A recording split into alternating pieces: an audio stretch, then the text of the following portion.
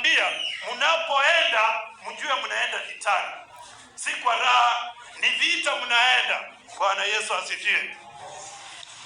Tunaimba tunasema vita vya imani, twende mbele tutashinda. Na tena tunaimba tunasema vita vyetu ni vya kiroho, lakini tutashinda kupitia kwa damu ya nani? Ya Yesu. Kwa hiyo duniani tuko vitani. Sisi wenyewe tunaitwa maaskari. Maaskari maana yake ni nini? Kazi yao kubwa ni nini? Ni kupambana na uovu, kupambana na uharibifu, na hata vitani. Wako tayari vitani. Kwa hivyo nasi pia ni maaskari. Tumechaguliwa na Yesu Kristo ili tupambane na uovu wa duniani, tuwakomboe watu ambao wametekwa nyara na Ibilisi, tuwalete kwake Yesu Kristo. Maaskari hutumwa kama mtoto ameibiwa, ametekwa nyara mtu, wanaenda wanatafuta mpaka wanamrudisha. Bwana Yesu asifiwe. Nasi pia tumefanywa maaskari ili wale ambao wametekwa nyara na Ibilisi tujaribu kuwavuta wache kwake Yesu Kristo. Tunaona ya kwamba Yesu anaeleza sasa kuhusu hali tena ya kutubu katika miji ambayo yatafikiwa na neno.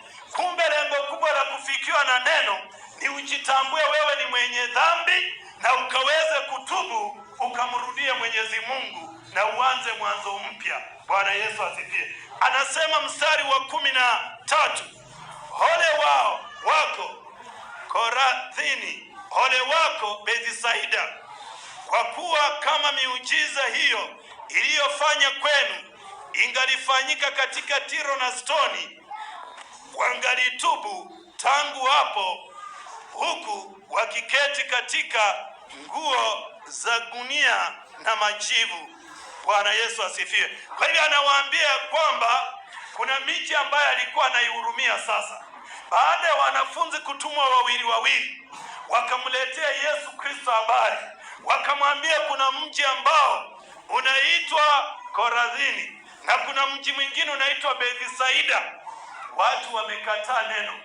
Ijapokuwa mitume walienda na ishara na miujiza, wakafanya ishara na miujiza, lakini watu wakamkataa Yesu, wakapenda ishara na miujiza. Bwana Yesu asifiwe. Tunaona wahubiri mara nyingi tunapotangaza crusade, kitu cha kwanza mpaka tunasema leteni viwete na vipofu, lakini hatusemi wenye dhambi waletwe waokoke. Tunataka kwa vile watu wanapenda miujiza. Kwa hiyo naandika viwete watatembea, vipofu wataona, wasiokuwa na kazi watapata kazi, lakini wasiokuwa na wokovu. Bwana Yesu asifiwe. Kwa sababu alijua watu hawataki nini? Watu hawataki wokovu, wanataka vitu. Ndio Yesu mikutano yake ilikuwa inajaa, ni kwa sababu ya mikate. Mpaka mmoja akitoka anaenda anashuhudia mwenzake, anasema atika mtoto tu ndio kalikuwa na mikate tu 5 tu na samaki 2, lakini Yesu alifanya miujiza, tukala mpaka tukabakisha vikapu 12. Bwana Yesu asifiwe. Sasa hiyo si injili nzuri? Hiyo ikifika kwa jirani Jumapili atakosa kanisani, hawezi akakosa. Bwana Yesu asifiwe. Na yeye pia atatangazia mwenzake ya kwamba tunaenda. Kuna huduma nyingine kuna kanisa inaitwa huduma ya maana ile yenye ilikuwa inashuka kutoka mbinguni. Kwa hivyo hata kuna kanisa inaitwa huduma ya mikate. Na watu wakisikia tu jina mikate wanakimbia. Bwana Yesu asifiwe. Nakumbuka nikiwa mwanafunzi kuna kanisa moja nilikuwa naenda pale Likoni ya PCA.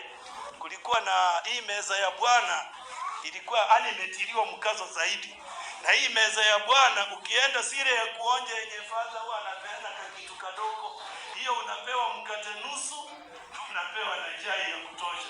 Kwa hiyo watu wakimaliza, hasa wanafunzi tulikuwa tunaweza tukahama kwingine.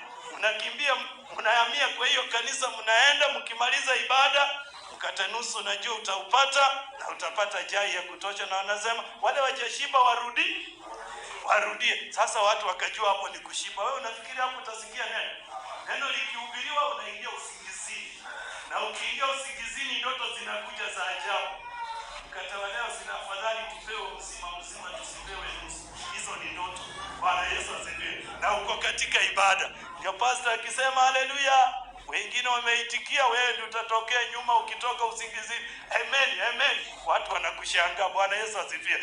Kwa hivyo tunaona ya kwamba hiyo miji ambayo ni miwili, Korazini na Bethsaida, hao wakapenda miujiza peke yake, miujiza tu. Wakawa wanataka tu kuambia pokea, pokea. Ndio mshiriki wangu tu mzuri amesomea kirasi. Siku moja tu akaniuliza, kwa nini kwa hii kanisa yetu hakuna miujiza? Sioni viwete wakitembea, sioni vipofu. Nikamwambia, wewe mwenyewe ni kiwete? Hapana. Kipofu? Hapana. Omba Mungu akupe muujiza ufanyike kitu kimoja alafu tukuombe.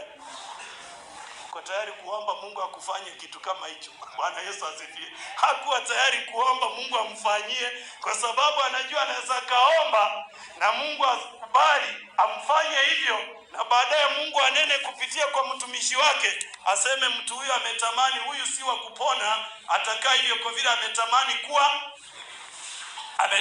kuwa hivyo, ajaridhika vile nimemuumba. Kwa hiyo Biblia inasema miujiza, watu wakapenda miujiza, wakapenda miujiza. Hujasikia mtu akisema, "Hey, kanisani kwetu kuna miujiza sana."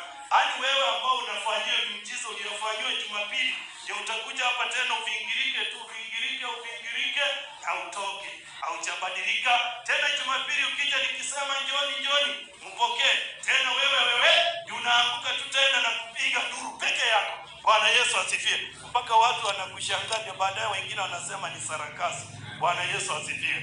Kumbe hiyo roho zimekubaliana na wewe, zinajua wewe unapenda sarakasi. Kwa hivyo tu pastor akianza, hicho kiroho cha ibilisi kinakuingia mara moja ukujufanye sarakasi. Akikiondoa, kikishatoka kidogo, tena kinakungojea hapo kwa mlango. Wakati utarudi tena Jumapili ukiingia kanisa, kinakuingia. Bwana Yesu asifiwe. Kwani shetani hawezi akaingia kanisani? Shetani anaweza kaingia kanisa kweli? Kanisa si ni takatifu? Bwana Yesu asifiwe. Sasa Yesu aliwekwa wapi? Shetani alikuja na yeye mpaka akamweka juu ya nini? Ya kanisa. Juu kabisa akamweka. Na tunaona Yesu pia akihubiri. Biblia inasema mtu mmoja alisimama na mapepo kanisani, akaanza kumshuhudia, na Yesu Kristo akamtambua, na watu wengine wakasema, huyu mtu amejazwa na roho.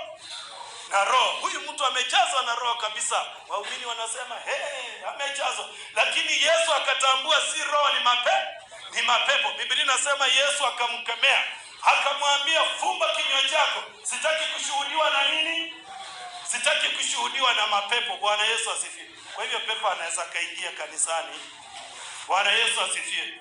Kwa hivyo kanisa kila kitu kinaweza kikaingia. Bwana Yesu asifiwe. Kwa hivyo unapohubiriwa neno utajaribiwa tu, si lazima utoke nje ndio ujaribiwe. Unaweza ukajaribiwa tu ukiwa wapi? Kwa nini watu ubarikiwa na wakatoka kanisani wamekwazika? Kwa nini watu kwazika? Kwa sababu shetani yako wapi? Anakutegea tu. Umeambiwa vile utavumilia majaribu, vile utayashinda, haya anakungojea tu, anakurushia bomu. Akikurushia bomu, mambo yameharibika, neno limefutika, yote ambayo umefundishwa hayana nini? Maana. Na ujue wakati mtu amechafuka, shetani ni rahisi kumweza. Bwana Yesu asifiwe. Wakati huo ndio shetani anakuvamia mara moja na anakuweza, kwa sababu utaingiwa na makwazo, roho yako itakuwa haifai, na pia hutakuwa mwepesi wa kuomba. Kwa hiyo shetani akikujia wakati wa makwazo, ni mara moja akuweze. Bwana Yesu asifiwe. Si ni kama swara wanapigana kule msituni, swara wawili, na atokee fisi au simba. Unafikiri atatoa jasho ya kuwashika? Anawashika tu kiurahisi, kwa sababu washachanganyikiwa tayari, wameingia kwa vita, akili zao zimepotea, hawajijui, wako dunia yao tofauti. Kwa hiyo shetani anawavamia tu kiurahisi na anawameza. Bwana Yesu asifiwe. Kwa hivyo maandiko yanatuambia ya kwamba, anasema ya kwamba kwa kuwa kama miujiza hiyo iliyofanyika kweli ingalifanyika katika Tiro na Sidoni, wangalitubu tangu hapo, huku wakiketi katika nguo za gunia na majivu. Bwana Yesu asifiwe. Watu wa zamani walitumia magunia na walitumia majivu kama alama ya kutubu. Bwana Yesu asifiwe. Kwa nini walitumia kama alama ya kutubu? walitumia majivu, walikuwa wanajipaka kujionyesha wamejidharau, hawafai, wanavaa nguo za magunia. Hata kuna dini nyingi pia huvaa magunia siku hizi. Kama ni siku yao ya kutubu, wanaitana wanasema leo ni siku ya kutubu. Kila mtu anavaa gunia na wanajipaka majivu. Siku hiyo hawatajipaka mafuta waonekane watu wasafi. Siku hiyo wanajidharau kabisa, kuonyesha ya kwamba hawafai au ni kitu bure. Bwana Yesu asifiwe. Kwa hiyo Biblia inasema ya kwamba miji ambayo ni ya stoni, Biblia inasema